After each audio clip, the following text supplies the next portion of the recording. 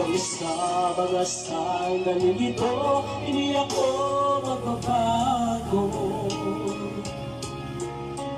Taglay ko pa rin ang